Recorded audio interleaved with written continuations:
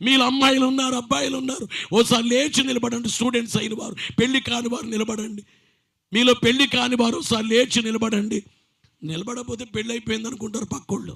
సెక్రెట్గా పెళ్ళి అయిపోయిందేమని చెప్పేసి అందరూ ఒకడు చేయి ఒకడు తినేస్తారు. ఇంకా ఎప్పుడు అయిపోయిందని చెప్పేసి పెళ్లి కాని వాళ్ళు నిలబడమన్నా.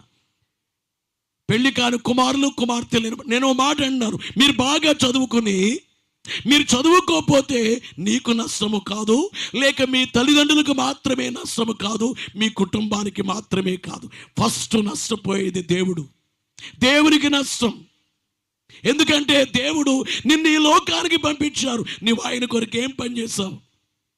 నీవు ఆయన కొరకు ఏం చేస్తావు? అందుకని దయచేసి మొబైల్స్తో ఎక్కువసేపు ఉండకండి, ఎక్కువసేపు మొబైల్ పట్టుకోకండి. నిన్న లెక్చరర్ గారు అన్నారు, ఇంటర్మీడియట్లో ఉండగా నాకు గాక అప్పటికి మొబైల్ వచ్చుంటే ఇంటర్ ఫెయిల్ అయిపోయేవాడిని, 10th క్లాసులో వచ్చుంటే 10th ఫెయిల్ అయిపోయేవాడిని, డిగ్రీలో వచ్చుంటే డిగ్రీలో ఫెయిల్ అయిపోయేవాడిని చెప్తున్నాను నిన్న ఒక ఆయన, ఓ లెక్చరర్.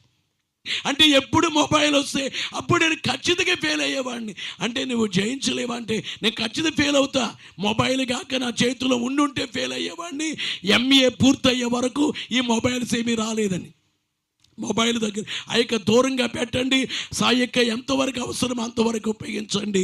అయితే బాగా చదివి ఒక్కటే మాట చెప్పండి, మా తల్లిదండ్రులు నేను చూడాలి, నేను నా భవిష్యత్తు అది కాదు దేవా మీకు నేను ఉపయోగపడాలి, దేవా నేను నీ రుణంబు తీర్చగలనా ఎన్నటికైనా, నీకు ఏమి ఇయ్యగలను, నీకు ఏమి ఇయ్యగలను, లోక స్రష్ట జనక ప్రియుడా నీకు నేను ఏమి ఇవ్వాలి? నేను మాట అంటాను, అమ్మాయిలు ఉన్నారు మీలో, అబ్బాయిలు 10 మంది అమ్మాయిలు కలిపి బాగా చదివి నువ్వు సాఫ్ట్వేర్ ఇంజనీర్ అయిపోతే, నువ్వు ప్రొఫెసర్ అయిపోతే, నెలకు ₹1,00,000 జీతం తెచ్చుకుంటే మీరు 10 మంది అమ్మాయిలు కలిపి ఓ కూరలో చర్చి కట్టేయలేరా?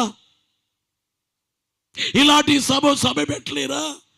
సువార్త ప్రకటించేటువంటి కార్యం చేయలేరా? దేవుని కొరకు ఉపయోగపడాలి.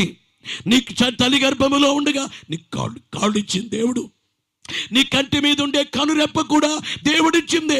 అద్దములన్నిసార్లు చూసుకున్నావు, నిన్ను చేసింది ఎవరు? నీ వ్రేలుకున్న గోరు చేసింది ఎవరు? దేవుడు కాదా? దేవుని కొరకు ఏం చేస్తున్నావు? కనుక నిలబడిన వారు ఈరోజు మీకు తెలియచేసేది ఏమిటంటే బాగా చదవండి. నేను అబ్బాయిని ప్రేమించా, మనొక అమ్మాయి ఇక 10th క్లాస్ ఒక అమ్మాయిని ప్రేమించిందట. నేను అడిగా, గట్టిగా తిట్టా, అసలు ప్రేమ అంటే తెలుసా నీకు? 10th క్లాస్ అనేది ప్రేమించావా? ప్రేమ అంటే ఏంటి తెలుసా? పెళ్ళి అంటే తెలుసా నీకు? మెంటలా నీకు? ఏమనుకున్నావు పాప? జాగ్రత్త. 2వ వారం వచ్చి, అయ్యా నేను విడిచిపెట్టేశాను అయ్యా, నాకు ఆ జీవితంలో లేని ఇప్పుడు విడిచిపెట్టేశాను, ఆ చీకట్లోంచి బయటకు వచ్చానని చెప్పింది. భద్రమాడమ్మతో చెప్పాను, ఇక సార్ అయితే ఏమనేది చెప్పమ్మా, చెప్తా అని చెప్పేసాను. గమనించే మాట ఏమిటంటే చదువుకోండి, దేవుని మహిమపరచండి, దేవుని కొరకు వాడబడండి.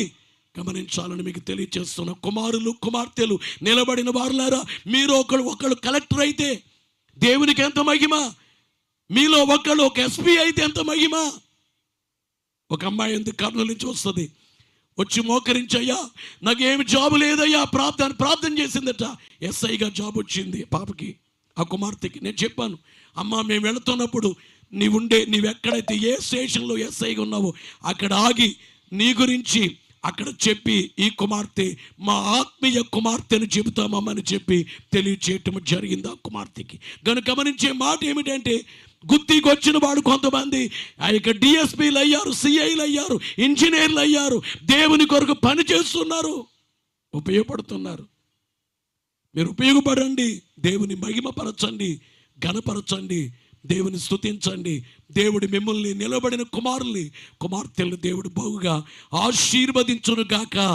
గట్టిగా చెప్పండి. దేవుని మహిమ కలుగును గాక. అందరూ కూర్చోండి. శాలేం రాజు గారు